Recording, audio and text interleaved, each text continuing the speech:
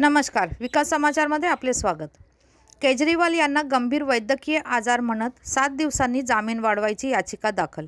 दिल्लीचे मुख्यमंत्री अरविंद केजरीवाल यांनी दिल्ली दारू धोरण प्रकरणी अंतरिम जामीन 7 दिवसांच्या मुदतवाढीसाठी सर्वोच्च न्यायालयात याचिका केली आहे।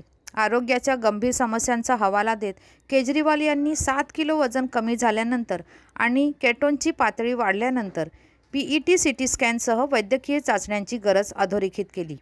केजरीवाल यांना लोकसभा निवडणुकीच्या प्रचारात सहभागी होण्यासाठी सर्वोच्च न्यायालयाने सुरुवातीला 1 जूनपर्यंत अंतरिम जामीन मंजूर केला होता। या निर्णयानुसार त्यांना 2 जून रोजी आत्मसमर्पण करून तिहार तुरुंगात परतणे आवश्यक होते।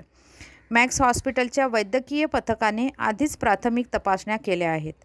मुख्यमंत्र्यांच्या कायदेशीर वकिलाने असा युक्तिवाद केला की या चाचण्या त्यांच्या आरोग्यासाठी महत्त्वपूर्ण आहेत आणि आवश्यक वैद्यकीय तपासणी पूर्ण करण्यासाठी मुदतवाढीचा विचार करण्याची विनंती न्यायालयाला केली।